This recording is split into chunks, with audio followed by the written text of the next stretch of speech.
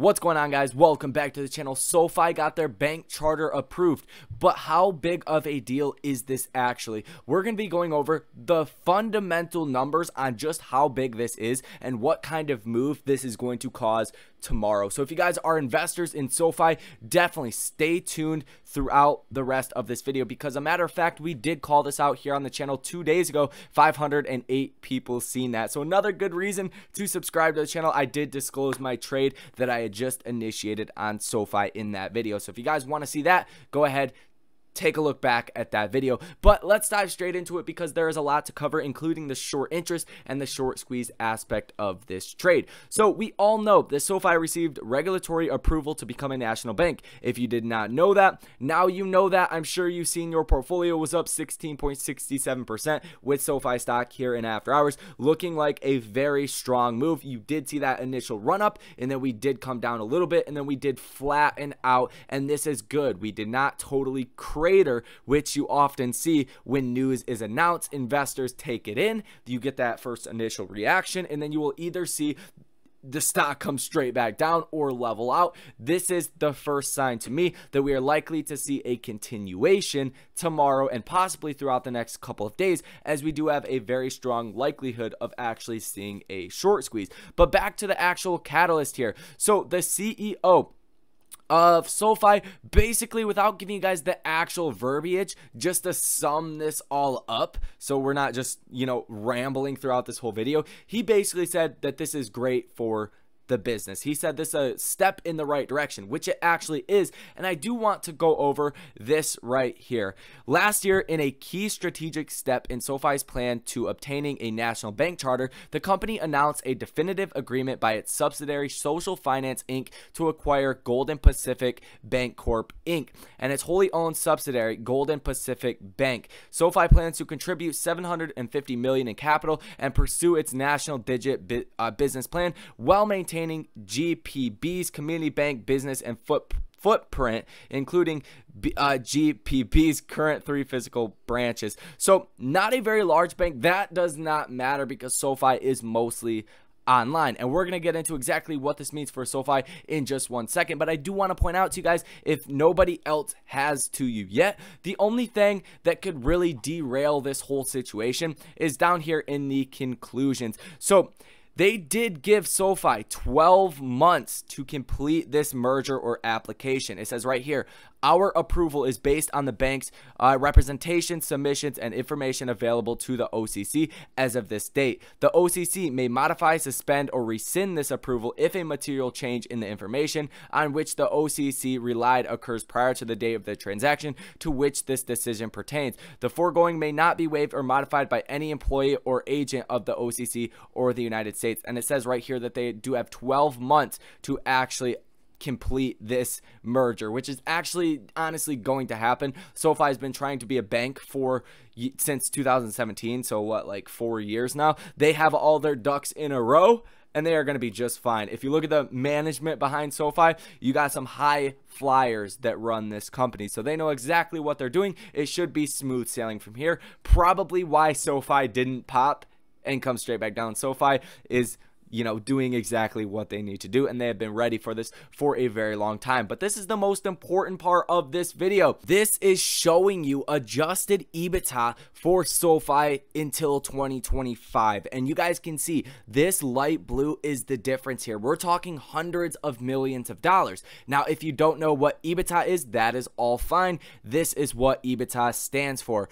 earnings before interest, taxes, depreciation, and amortization, as well as net income and interest. So, to put this in English, EBITDA is a measure of a company's financial performance and profitability. So relatively high EBITDA is clearly better than low EBITDA. It goes on to say that different industries have different levels of EBITDA. Now, let's circle back to this. You're talking about a 20% or more increase to the bottom line EBITDA of SoFi over the next coming years. And obviously, if this actually does 100% become a definitive, if they get everything in order, which I think is like a 98% chance that they will, then this is massive for SoFi. And it looks like I said, investors are definitely pricing in that this is going to happen. I don't think it's a question in investors' minds if this is going to happen or not. So that is the key right there. You're talking by 2025,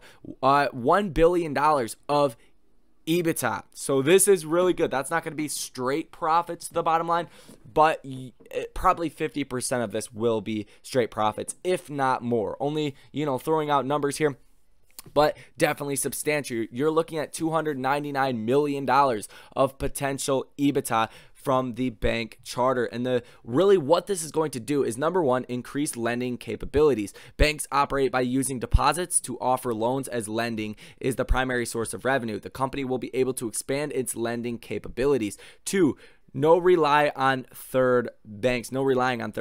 By being a bank, SoFi won't have to rely on third banks to provide the capital, driving operation costs down. 3, improving marketing and pricing control. While obtaining a national bank charter gives credibility to the company, newfound pricing control will allow them to go after a larger market share. While already competitive in their prices, the lower cost will let a very flexible approach.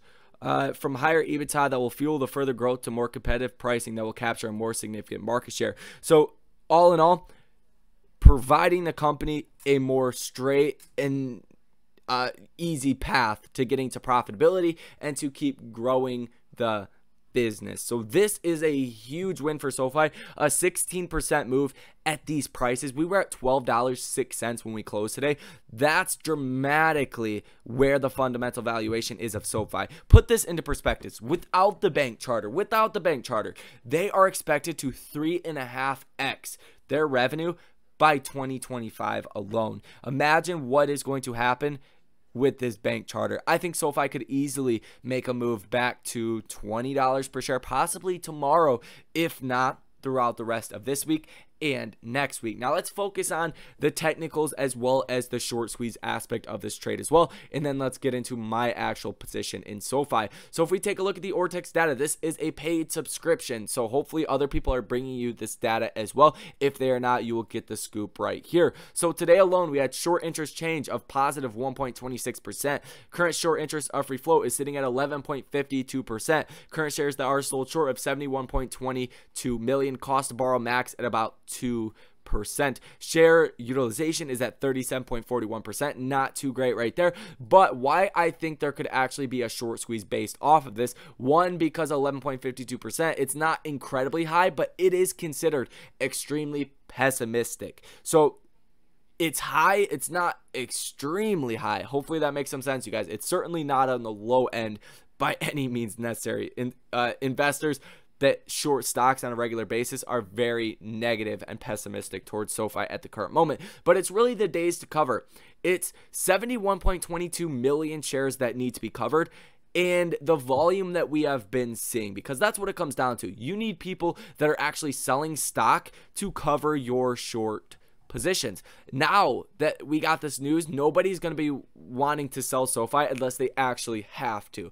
So over the past, a couple weeks, you're usually sitting in between 24 and 30 million shares that trade hands. Some days like today, we've seen 58 million shares that did trade hands, and we've seen a down 8.64% day. So even on top of, people that obviously sold out today with about double the average volume and just the downward trajectory we've seen today, you're also going to see those FOMO buyers heading into the stock. But if you say the average volume is 25 million shares, which may be on a little bit on the higher end, then it's going to take 2.5 days for shorts to cover. Depending how fast they actually try to cover, that's what's really going to drive up the price of SoFi. If we see half of the shorts cover tomorrow, 35 million shares, imagine what that's going to do for the price of SoFi. You could see a 50% or more move to the upside tomorrow. So that is the scoop on that. Very excited, very, very excited. I'm glad we were able to actually call this out pretty much perfectly for you guys here on this channel. Another great reason to subscribe to the channel at that. So now let's move into the Robinhood. I do have SoFi on other platforms as well, but on the Robinhood is my more significant position of SoFi. So it's 11.12% of my portfolio, 300 shares at an average price of $17.64 per share. Up 6.59% on the day. That's obviously including the 16.67% move in after hours. Down $1,069, down 20.22% in total. Market value of $4,221. And really, SoFi is a long-term investment for me personally. I know a lot of you guys are probably trading SoFi or looking to trade SoFi, and I think there's a great opportunity for that. Obviously, the bank charter adds a lot of fundamental value to SoFi, but this really does ensure SoFi's success into the long-term future. So that's what I'm really excited about. As far as the trades that I do currently have, I have a SoFi $20 call for February 18th that I am pretty clapped on. I'm down about 87% on that. I spent $69. It's currently worth $9. I do expect that to recover somewhat tomorrow. Not sure if it'll actually, recover all the way. If SoFi goes to 20, that should be really good right there. But I also do have a SoFi $25 call for January 19th, 2024. Pretty excited for this one. It's big clap too, down 54%. It's pretty bloody what we've been seeing with SoFi. Average cost, I spent $570 on that, worth $261 currently. But this is the trade that I just bought and that I did disclose to you guys on the last video, was a $5 call. So I went deep into the money, which I did pay $889 for this. I purchased this on January 14th. So my break even is $14 or $13.89 per share. I'm down 7.42%. When we open tomorrow throughout trading, it'll probably be up 20 to 30%. Would not surprise me, and I'm actually in the money right now, so I will make dollar for dollar. If SoFi for every dollar SoFi goes up, this contract will at minimum go up at least $100, if not more, because of the obvious time premium that is here. So I think there's a short-term trade. I think there is a longer-term, obviously a longer-term trade. As far as the actual technical analysis, we're not going to get too deep on you guys, but we did see this support at about $14 for a very long time. We would touch down to about $13.50 every now and again, and then we finally did just break under that. So that could give us a lot of fuel to make a run to the upside. We're currently sitting at, what are we currently sitting at? $14.07 per share. So it would not surprise me to see us close, like I said, in between that $18 to $20 range for tomorrow, and to see a lot of FOMO head into the stock, or even possibly $25 per share is not off the table due to the significance of this catalyst. So that is going to be all for this video. That is all you guys need to know. Hopefully you guys got some value out of the video. If you did, hit that like button for me. If you are just excited for SoFi, make sure to do that and comment down below. Help push this video out to as many people as possible. Like I said, subscribe to the channel if you guys do want to. Love and appreciate you guys. Thank you for watching. I will see you in the next one.